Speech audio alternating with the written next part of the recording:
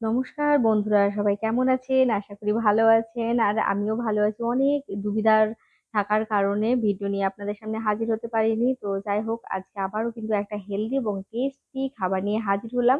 আর যেটা খুবই কম সময়ে কিন্তু রেডি হয়ে যাবে। এর জন্য কি নেবেন দেখুন, এর জন্য হচ্ছে এখানে নিয়েছি আমি ওটস, আর হচ্ছে নিয়েছি ছোট্ট একটা পেঁয়াজ, লঙ্কা, ছোট্ট টমেটো, ধনেপাতাটা কুচিয়ে নিয়েছি। সাথে লাগবে দই। তো দইটা আমার বাড়ি বসানো।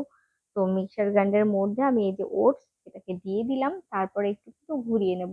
আর এটাকে আমি চপ করে নিচ্ছি, মানে পেঁয়াজ, লঙ্কা আর হচ্ছে টমেটো। তো চপ করার আগে জানেনই তো এতে একটু কেটে নিতে হবে। তো যারা জানে না তারাকে বলি এভাবে ৪ টুকরো করে দেবেন। তারপরে কিন্তু এইভাবে টান দিলে দেখবেন কি সুন্দর ফাইন একটা যে সুন্দর কিমার মতো চাইছেন সেটা কিন্তু হয়ে যাবে। তারপর আবার কি একটা বড় জায়গা নিয়ে এখানে দিয়ে দিচ্ছি আমি ওটস, এবং যে সবজিগুলো ব্যবহার করেছি সেটা চাইলে কিন্তু আপনারা এখানে গাজর ব্যবহার করতে পারেন। চাইলে কিন্তু আপনারা এখানে হচ্ছে বাঁধাকপি ছোট টুকরো করেও কিন্তু দিতে পারেন। তারপর লবণ, হলুদ আর সামান্য লঙ্কা গুঁড়ো দিলাম। আপনার লঙ্কা গুঁড়ো না চাইলে কিন্তু স্কিপ করতে পারেন, কেমন? তারপর এখানে 100 গ্রাম পরিমাণে দিয়ে দেবো দই। এই যে এখানে বাড়িতে বসানো আমার এই টক দই, এটা আপনারা চাইলে কিন্তু প্যাকেটে যে দই পাওয়া যায়, তবে হ্যাঁ মিষ্টি দই ব্যবহার করবেন না।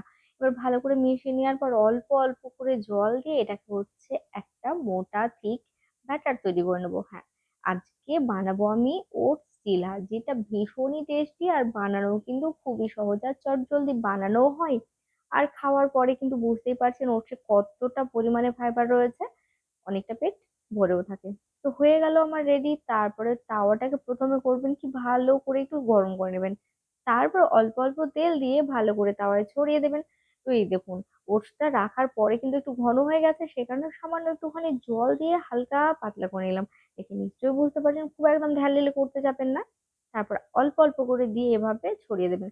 হ্যাঁ, আমরা যেমন আটা দিয়ে গোলা রুটি বানিয়ে থাকি সেটা কিন্তু খুব সহজেই বানানো যায়, কারণ সেটাতে কোনো রকম যে একটা আঠালো ভাব থাকে না। তো যার কারণে খুব সহজে আমরা ছড়িয়ে নিতে পারি।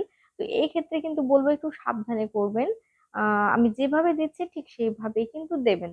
যেমন অল্প অল্প করে তুলে নিয়ে সাইডে সাইডে লাগিয়ে নেবেন। তারপরে হাতাটা দিয়ে আস্তে আস্তে করে ঘুরিয়ে নেবেন। এবার অপেক্ষা করবো উপরটা যতক্ষণ না সাদা হবে ততক্ষণ। আর উপর থেকে কিন্তু আমি কিছুটা পরিমাণ তেল ছড়িয়ে দিলাম।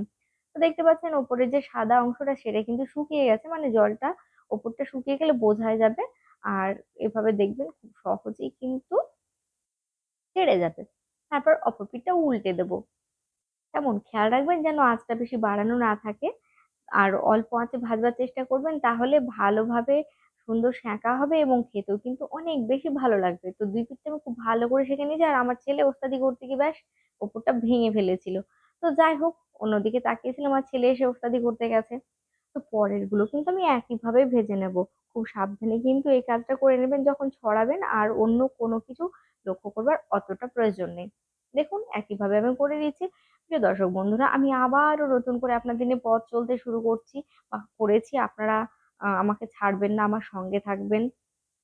আর যদি আমার ভালো লাগে আমার চ্যানেলটা, তাহলে অবশ্যই সাবস্ক্রাইব করবেন, পাশে থাকবেন, আমাকে আপনাদের ভালোবাসা দিয়ে ভরে রাখবেন। আর আমি এখানে দই, সস এবং ধনেপাতা সাথে স্যালাড নিয়ে পরিবেশন করছি। আপনাদের কেমন লাগলো জানাতে ভুলবেন না। ভিডিওটা দেখার জন্য